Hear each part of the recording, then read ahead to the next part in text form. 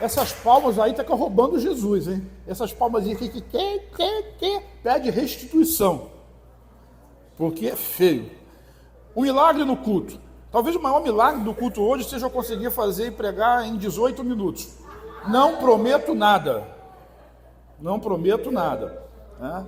Milagre no culto. Nós vamos ver a história hoje de uma mulher determinada, de uma mulher de fé. E esse acontecimento ele foi tremendo em termos de cura e de libertação dessa mulher que a Bíblia chama, não diz o nome dela, mas chama ela de mulher encurvada. Talvez se fosse nos nossos dias, nós a chamássemos de mulher corcunda. Sabe, numa determinada reunião como essa, só que num sábado de manhã e não num domingo, Jesus estava numa sinagoga ensinando a palavra e as pessoas afluíam à sinagoga para ouvir Jesus falar. E aquela mulher enferma, curvada, que não conseguia levantar-se, vivia com a sua coluna torta, não conseguia olhar para cima, vivia olhando para o chão, vivia olhando para a poeira da terra. Ela tinha uma coisa que era peculiar a ela não deixava de estar presente no culto. Então vire para quem está ao seu lado e diga assim: não deixe de estar no culto. Irônico nesse texto é que ele aconteceu bem antes de um outro acontecimento pós-ressurreição de Jesus, quando Jesus aparece no meio dos 12, que na verdade naquela reunião não eram os 12, mas na verdade eram os 10, porque Judas já tinha se enforcado e Tomé faltou. Eram 10, e Jesus aparece: Pai seja convosco, libera a bênção. Imagina a unção de Jesus ressuscitado participando da sua célula. Você achava que seu líder tinha ido embora, mas ele não foi. Mas o que aconteceu ali? Tomé não estava, e depois ele não acreditou. Porque quando nós não participamos do dia, do mover e da hora do mover, a gente fica incrédulo. Já viu crente conversando a respeito do encontro, da coisa que aconteceu ali, aconteceu lá, e muitas coisas acontecem no encontro, às vezes, concomitantemente. E aí um começa a falar, foi assim, aí o outro fica assim. É porque ele estava até no sítio, mas ele não estava lá. Ou o outro não estava, ele estava em casa, ele não quis ir. E aí quando alguém conta que foi uma bênção, mas uma bênção como? Teve assim, e começa a dar detalhe, ele fica com aquela cara de perplexidade, para não chamar essa cara de outra coisa qualquer. Mas vamos dizer que ele tem uma cara perplexa, e ele nunca mais vai ter oportunidade de viver aquilo, porque ele não foi. Mas aquela mulher não, ela todo o tempo estava presente em todos os cultos na sinagoga. Ela não sabia que Jesus ia estar lá, ela estava presente em todos os cultos. Eu vou lhe dizer uma coisa: muitos dos milagres de Jesus naquela época e os que seguem hoje, domingo passado, domingo que vem, aquilo que está acontecendo agora, sempre estão relacionados à presença de alguém a uma reunião, a um culto, a uma celebração, a uma célula. O indivíduo ele não vai receber um milagre em casa. Conta nos seus dedos quantas vezes Jesus fez o milagre Cristo em casa. Sem contar a sogra de Pedro, no lugar onde ele visitou, mas de longe. Poucas vezes o centurião, o filho daquele oficial, que ele estava lá perto de Naim, e o rapaz estava lá em Cafarnaum, mas você conta nos dedos, mas nas reuniões, nas multidões, quando ele passava, as pessoas afluíam, tocavam nele, eram curadas. Não adianta, nós precisamos estar presentes se queremos ver o milagre, a glória de Deus se manifestar na nossa vida. Afinal, a reunião dos crentes certamente terá a presença de Jesus, isso é uma promessa dele. E essa é a história da mulher encurvada. Apesar das suas dificuldades, das suas limitações físicas, ela sempre estava presente. Lucas capítulo 13, eu vou ler o texto todo, depois nós vamos desmembrá-lo. Não será um expositivo, porque eu vou deixar a parte final para outro dia, por conta do tempo. Diz assim: certo sábado, Jesus estava ensinando numa das sinagogas, e ali havia uma mulher que tinha um espírito que a mantinha doente havia 18 anos. Diga, 18 anos. E ela andava encurvada, e de forma alguma podia endireitar-se. Ao vê-la, Jesus chamou-a à frente e lhe disse: mulher, você está livre da sua doença. Então lhe impôs as mãos e imediatamente ela se endireitou e louvava a Deus. Indignado porque Jesus havia curado no sábado, o dirigente da sinagoga disse ao povo: há 6 dias em que vocês devem trabalhar, venham para ser curados nesses dias e não no sábado. O Senhor lhes respondeu: hipócritas, cada um de vocês não desamarra no sábado o seu boi, o seu jumento do estábulo, e leva dali para lhe dar água? Então essa mulher, uma filha de Abraão, a quem Satanás mantinha presa por 18 anos, longos anos, não deveria, no dia de sábado, ser libertada, ser liberta daquilo que aprendia? É a pergunta de Jesus. Então, querido, eu quero chamar a atenção à importância de estar presente. Vamos repetir? É importante estar presente. Agora vamos juntos? Isso, Lucas, como médico, né, ele nos dá detalhes dessa enfermidade / opressão. Lucas 13:11 diz assim: e ali estava uma mulher que tinha um espírito que a mantinha doente. Diga, um espírito que a mantinha doente. Haviam 18 anos. Eram 18 anos de uma enfermidade. E qual era o sintoma? Ela andava encurvada de forma alguma, e de forma alguma ela podia se endireitar. Observe então que era uma mulher corcunda e não havia como endireitá-la. Certamente ela já tinha procurado todos os médicos da época, feito as consultas, passado pelos exames, feito a fisioterapia da época, tentado o pilates da época para endireitar a postura, mas nada adiantava, não tinha jeito. Sabe, existem situações na nossa vida que, assim como na vida daquela mulher, elas estão acima das nossas possibilidades.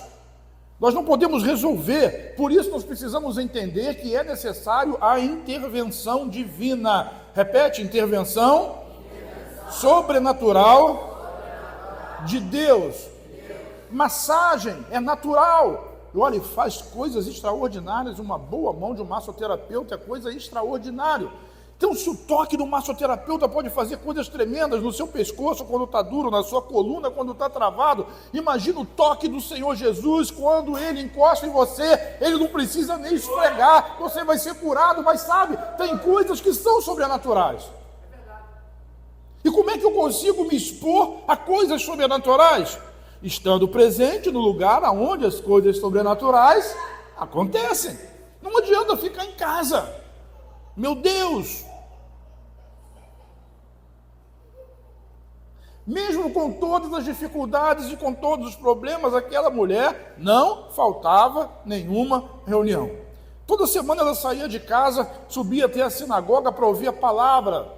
Palavra, aquilo que você chama de chato. Alguém abria lá o pergaminho e alguém escolhido ficava lendo a palavra, depois comentava a palavra, e depois tinha a bênção, ia para casa, e ela tinha expectativa em fazer aquilo, porque ela cria que de algum momento essa palavra poderia curá-la e poderia libertá-la. Mas era uma mulher doente, ela tinha todas as razões para ficar em casa, para se acostumar com aquilo, para se conformar com a situação dela, para aceitar passivamente a situação, mas com ela não funcionava assim, ela persistia em ouvir a palavra. Eu já fui a médicos e já vi, trabalhando com eles, o médico dizer para o paciente assim: olha, você vai ter que se acostumar com isso, isso não tem jeito, vai ter que tomar remédio para o resto da vida, essa dor de vez em quando vai vir e você vai ter que suportar ela. Aquela mulher deve ter ouvido isso muitas vezes dos médicos da época, mas ela tinha uma fé no coração de que algo poderia acontecer, e ela andava encurvada, ia rastejando na sua dificuldade, mas nunca deixava de estar presente. Quantas vezes, né? O menor problema se torna um grande empecilho para a gente estar presente no culto. Um dia a gente falta porque está muito calor. Outro dia a gente falta porque está muito frio. Outro dia a gente falta porque está chovendo. Outro dia falta porque nós estamos cansados. Outro dia falta porque era uma roupa. Eu queria ir com aquela roupa não está ali, então eu não vou. Deu um problema no carro. Tem uma espinha na testa. Como é que eu vou para o culto com essa espinha na testa? A maquiagem não vai tirar. O exemplo daquela mulher nos ensina que não devemos deixar de ir ao culto por motivo nenhum. Diga nenhum. Porque o Senhor se manifesta no culto, irmãos, de formas diferentes. Formas diferentes. Não muito tempo atrás, quando eu fiz uma oração como essa, só que pelas crianças, um casal não estava com seu filho, como teve problema, e depois tive que fazer oração separado, o filho não dormia e tinha dificuldade. Por quê? Porque perdeu a manifestação sobrenatural naquele culto. E é claro, não tem como, eu não posso ir da casa em casa fazendo a mesma coisa. Por isso é tão importante estar presente, esteja presente. Muita gente deixa de ir no culto porque pensa assim, eu já sei o que vai acontecer. Então vai abrir com louvor, vai ter uma oração antes, depois vai ter oferta, depois vai ter palavra, e depois vai ter um apelo, e depois vai ter uma bênção e acabou. E alguém fica pensando assim, tem que mudar, tem que mexer. Irmão, quem mexe é o Espírito Santo. A ordem não importa. Importa é quando você está aqui com o coração aberto para receber, com expectativa alta. Quando você vence obstáculos para estar, então Deus olha para você de forma muito mais interessada. Por quê? Porque você está demonstrando fé. É Zaqueu que sobe na árvore, é Bartimeu que fica gritando, é a mulher que nós vimos, a Ciro Fenícia, que fica na porta dizendo, Jesus, Jesus, filho de Davi, está gritando, gritando, gritando. E isso chama a atenção de Deus, pelo esforço, não pela fé. O esforço é resultado da fé. É o esforço, o resultado da fé. Vou repetir mais uma vez. Não é sempre o mesmo culto. A unção de cada culto é a unção de cada culto, a unção de cada célula é a unção de cada célula. O mover que acontece numa semana não se repete no outro. Talvez a sua cura estivesse na célula da semana retrasada, mas você não foi. Volta para a fila. Não permita que qualquer aborrecimento, decepção, preguiça, festa nos horários do culto, hoje é tão normal, vamos economizar dinheiro, horário da festa, 5 horas da tarde.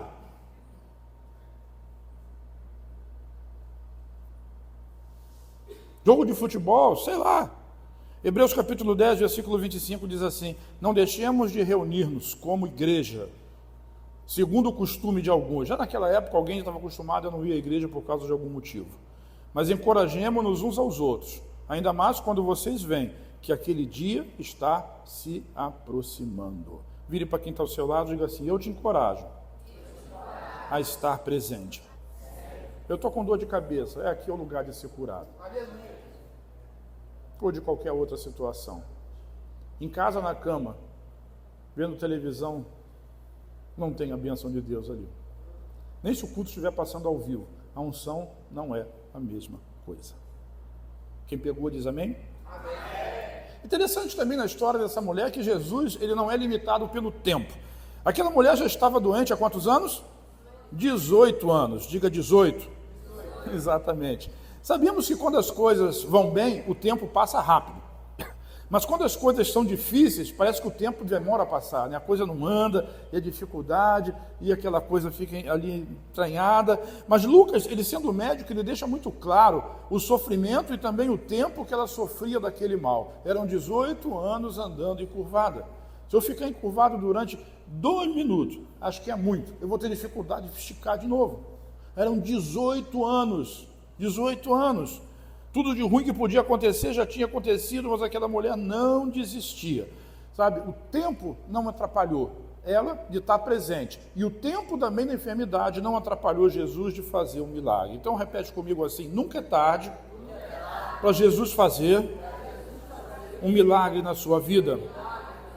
Às vezes você está endividado há muito tempo, mas nunca é tarde para Jesus fazer um milagre. Talvez você esteja separado, o seu casamento seja com dificuldade, nunca é tarde para Jesus fazer um milagre. Nunca é tarde para ele trazer o seu filho de volta, nunca é tarde para ele mudar a situação. Lucas 13, versículos 10 a 12, diz assim, certo sábado Jesus estava ensinando numa das sinagogas, e ali estava uma mulher que tinha um espírito que a mantinha doente havia 18 anos, e ela estava encurvada, de forma alguma podia endireitar-se. Ao vê-la, Jesus chamou à frente e lhe disse, mulher, você está livre da sua doença. Lázaro, diga Lázaro, estava morto há quantos dias? 4 dias, Jesus ressuscitou. Tinha uma mulher que tinha um fluxo de sangue, uma hemorragia há 12 anos, e Jesus tinha um paralítico no tanque de Betesda, que ele estava ali esperando as águas se moverem há 38 anos, mas Jesus, tempo não é um problema. Às vezes a gente recebe o diagnóstico, você vai tomar remédio para o resto da vida, e você toma remedinho de pressão já há 20 anos. Você toma um remedinho lá para glicose, um glifage há 30 anos. O que eu quero lhe dizer é que tempo não é um problema para Jesus. Aquilo que é impossível é o médico. Eu não estou falando contra o médico, mas o médico ele tem um limite. O limite do seu conhecimento, o limite científico. Então chega uma hora que ele bate na tampa da panela. O que eu quero dizer para você é que Deus não bate em tampa nenhuma. Não existe impossíveis para Ele. Não existe impossíveis para Ele. O tempo não é uma impossibilidade. Ele restaura, Ele restitui o tempo que foi perdido e o tempo que foi roubado. 4 dias, morto, 12 anos, sangrando, 38 anos sem andar, Jesus cura. Não deixe o tempo minar a sua fé. Não desanime por causa do tempo. Deus é contigo, Ele está vendo a sua situação e vai chegar a hora. Interessante que Jesus chamou aquele mal de enfermidade. Mulher está livre da sua enfermidade, da sua doença. Sabe, existem níveis diferentes de enfermidade que envolveram a cura daquela mulher. Existia uma questão física, ela era encurvada, né? Ali as articulações da sua coluna precisavam voltar a funcionar bem. Mas existia também uma questão emocional, uma questão psicossomática. Ela era uma mulher que só olhava para baixo. Já viram pessoas, então, que fazem aí situações, certos rituais em outras religiões, e elas têm que andar de cabeça baixa durante um período de tempo, porque não pode olhar para o céu. Aquela mulher estava 18 anos andando encurvada, sem poder olhar para cima. Então isso trazia um problema emocional muito grande. Como é que vai, Dona Maria? Ela tinha que orar assim, quem é? Se fosse o Tiago, ela tinha que deitar no chão para olhar para cima, porque é grande, não ia ver a cabeça dele. 18 anos. Então a alma dela precisou ser curada também. Sabe, é uma obra de Jesus, é uma obra completa, ela estava livre da sua enfermidade. E tem mais, aquele problema era espiritual, porque tinha a interferência de um espírito imundo ali, causando aquela dor, causando aquela enfermidade, causando aquela debilidade, causando aquele problema que não fazia, ou que não permitia que ela levantasse a cabeça. Vire para quem está ao seu lado e diga assim: Jesus hoje quer que você seja totalmente curado, espírito, alma e corpo, em nome de Jesus. Eu declaro que você vai sair daqui de cabeça erguida, olhando para cima, olhando para o céu e dando glória a Deus. Quem crê comigo, dê um amém.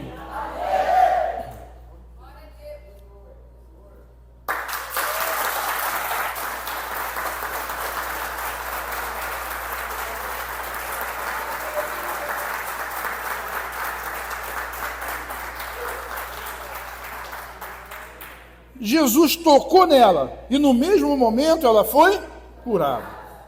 No mesmo momento ela pôde levantar a cabeça, ver as coisas de cima, sua autoestima estava restaurada.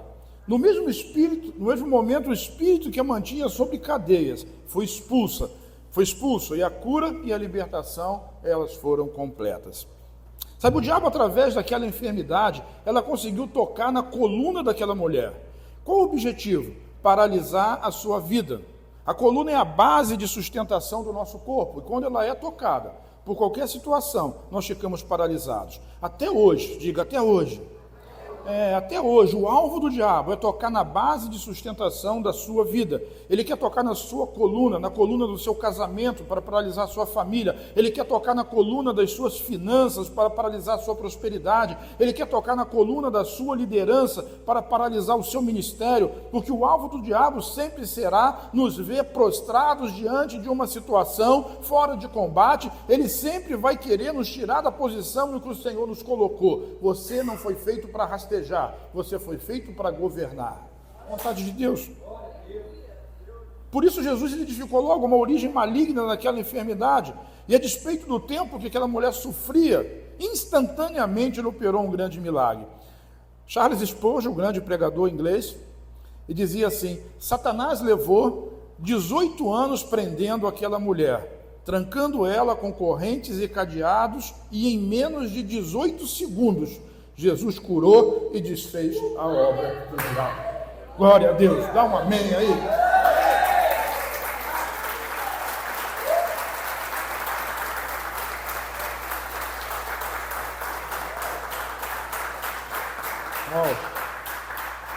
Não importa o tempo que o diabo esteja prendendo, Jesus em poucos segundos pode libertar a história, mudar a vida. Olha só que interessante, Jesus vê, diga vê, chama e endireita. É sábado, Jesus está pregando na sinagoga, muita gente se acumula ali para ouvi-lo, mas lá atrás daquela multidão de pessoas, daquele povo que estava reunido, tem uma mulher curvada. Ninguém faz caso dela, mas Jesus já viu ela. Vire para quem está ao seu lado, diga: Jesus já te viu. Lucas 13, 12 e 13, então, voltando ao texto, ao vê-la, Jesus chamou à frente e lhe disse: mulher, você está livre da sua doença. Então lhe impôs as mãos e imediatamente ela se endireitou e louvava a Deus. Sabe, havia uma ala na sinagoga, é assim, quando você for comigo a Israel ano que vem, a guerra já acabou, vai estar tudo tranquilo, e nós vamos viajar para Israel o ano que vem. Então havia ali na sinagoga, é separado, tem uma ala de mulheres e tem uma ala de homens. Então ali tinha uma ala de mulheres, então, portanto, no meio das mulheres que estavam presentes na leitura da palavra naquele dia, na leitura da Torá, Jesus olhou exatamente para aquela mulher. Jesus tem olhos como chama de fogo. Como é que o cara do X-Men, que quando olha assim, faz um... Ciclope. Deve ser, não sei. Como o olho do Superman. Sabe, Jesus tem olhos de chama, tudo ele vê. Vire para quem está ao seu lado e diga assim: ele já te viu. Lá do céu ele fica assim, até achar você. Então ele viu aquela mulher, ele viu exatamente aquela mulher, e não foi por causa da roupa que ela estava vestindo, nem da sua postura encurvada. Ele viu o coração daquela mulher, e logo ele discerniu que ali havia um problema espiritual. Sabe, as pessoas estavam acostumadas com ela, ninguém se importava mais, eram 18 anos participando do culto ali do mesmo jeito. Vi uma mulher enferma, vi uma mulher, se conduía com ela, coitadinha dela, não tinha ninguém, podia vamos dar carona para ela, bota no carro, não tinha carro, ela tinha que andar, ela não podia subir num cavalo, não tinha jeito. As pessoas ficavam com pena, mas não podiam fazer absolutamente nada, mas Jesus viu ela. Repete. Outra frase de Charles Spurgeon, ele disse que se as nossas realidades internas fossem mostradas externamente, talvez você olhasse para o seu lado, olha para mim, tá? Não, olhe para o lado. Vamos repetir então? Charles Spurgeon disse que se as nossas realidades internas fossem mostradas externamente, talvez você olhasse para o seu lado e poderia ter facilmente um cadáver gelado sentado aí. Se a gente pudesse ver o interior das pessoas, facilmente nós poderíamos ver pessoas cegas, mudas, coxas e talvez até mortas nos ambientes aonde nós frequentamos. Jesus poderia curar aquela mulher de longe. Mulher! Aí as mulheres, não, você não, aquela. Mas ela não podia levantar a mão, como é que ele ia levantar a mão? Ninguém ia ver. Jesus poderia ter curado ela de longe, mas ele preferiu chamá-la. Diga, chamar. Chamar para perto. Chamar para perto. Sabe, Jesus quer chamar para perto. Perto. Primeiro ele chama a mulher à frente, depois ele cura aquela mulher. O que eu aprendo com isso? Que primeiro Jesus chama, depois ele endireita. Às vezes a gente quer trazer para pessoas, para a igreja, para a célula, que sejam perfeitas. Que não tenham pecado nenhum, que a família seja muito abençoada, que ganhe muito dinheiro, que seja fiel no dízimo, que os filhos sejam comportados e não fiquem correndo para lá e para cá no meio do prédio na hora do culto, que não fiquem conversando na hora do culto. Nós gostamos muito desse tipo de pessoa. Mas primeiro Jesus chama, depois ele endireita. Um aleluia tão fraco, acho que eu não devia ter metido nesse assunto, né? Ou talvez eu devesse. Primeiro Jesus chama, depois ele restaura. Mas o indivíduo é um cachaceiro, é desse que Jesus está chamando. Zaqueu era um ladrão. Aleluia! Não é assim? Jesus chama, depois ele restaura. Primeiro Jesus chama, depois ele levanta. Às vezes as pessoas, sabe, logo mais o Gilson deve estar aqui, e vocês que são daqui vão conhecê-lo, né? Quando ele se converteu, ele saiu dali da 45, onde ele morava, igual essa mulher encurvada. E foi encurvado até Niterói, lá na rua, São João. Entrou numa igreja Deus e Amor, quando Jesus tocou nele lá, através de um pastor. E ele voltou de lá em pé e andando. Existem mulheres encurvadas hoje? Não sei, mas homem eu já vi um. Ele está por aí, logo mais você vai ver ele. Aí depois ele se encurvou de novo. Não na coluna, mas na vida. Mas Deus chamou ele de volta. Primeiro Jesus chama, depois ele levanta, depois ele endireita, depois ele restaura, depois ele liberta. Ele não vai fazer isso lá fora, mas ele quer usar alguém. Diga alguém. Você é alguém ou você é todo mundo? Você é alguém ou você é qualquer um? É aquela história, qualquer um podia fazer, né? Todo mundo podia ter ido lá, mas o que acontece, via de regra, é que ninguém vai. Eu acho que você é ninguém. Acho que é por isso que existe aquele, o sujeito é chamado João Ninguém. Ninguém. Mas você não é ninguém. Você não é qualquer um. Você também não é todo mundo. Você é alguém usado, escolhido por Deus. Jesus chama através de você, para que Ele possa endireitar quando estiver aqui. Quem está comigo diz amém. Glória a Deus. Sabe, muita gente não vem a Jesus porque fica tentando se endireitar primeiro, fica tentando se consertar primeiro, fica tentando resolver o seu problema sozinho. Não vai conseguir, não adianta, ninguém consegue resolver esses problemas sozinho. Precisa do milagre de Jesus, precisa de algo sobrenatural, como aquela mulher. Ela estava 18 anos e não adiantou nada. Talvez você em alguma área da sua vida esteja encurvado, você não consegue andar corretamente. Aquela mulher, ela levantava a cabeça, mas só conseguia olhar para o chão. Ninguém consegue ver a sua face, andava escondida, cheia de complexos, mas quando Jesus chega, Ele muda tudo. Quando Jesus chega, o inferno tem que se render diante do seu grande poder. Quando Jesus chega, os inimigos têm que recuar e saírem envergonhados. Sabe, Lucas, ele é bem detalhista quando explica essas coisas. Ele diz que Jesus primeiro chamou, diga, primeiro chama, depois cura. E como Ele cura? Tocando, diga, tocando. Tem que tocar nas pessoas. O nosso toque é o toque de Jesus, é preciso tocar nas pessoas. Tocar, tocar. Não precisa pegar no colo e sair colocando ela nas suas costas, mas toque nas pessoas. Seja curado em nome de Jesus. Você é querido em nome de Jesus, você é abençoado. Eles não vêm em Jesus, eles vêm em você. Mas nós somos Jesus, afinal de contas nós somos o corpo de Cristo. Aquela mulher entrou no culto olhando para baixo, mas quando saiu, ela saiu olhando para terminar. Essa história bem que pode ser a sua. Mas aqui só tem crente. Mas às vezes tem muito crente que vive olhando para baixo.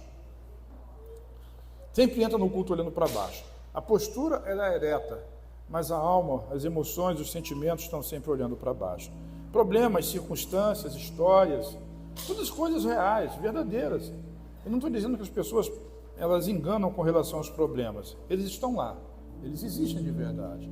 Mas eu quero dizer que Jesus é muito maior do que qualquer problema. Ele supera qualquer dificuldade. Mesmo que o seu problema já perdure há 18 anos, como foi o caso dessa mulher. Hoje, Ele pode restaurar a sua vida. E eu quero dizer uma coisa, ainda bem que você veio no culto hoje. Ainda bem que aquela mulher foi naquele dia, porque aquele foi o dia da sua restauração. Por isso agora, eu quero convidar você que entrou aqui talvez encurvado por alguma situação ou circunstância, talvez pelo medo, pela culpa, pela condenação, pela falta do fluir de Deus. Eu quero convidar você, chamar você como Jesus chamou, para que você pelo menos pudesse ficar em pé, em nome de Jesus, porque hoje é o dia da sua libertação, da sua restauração e da sua restituição.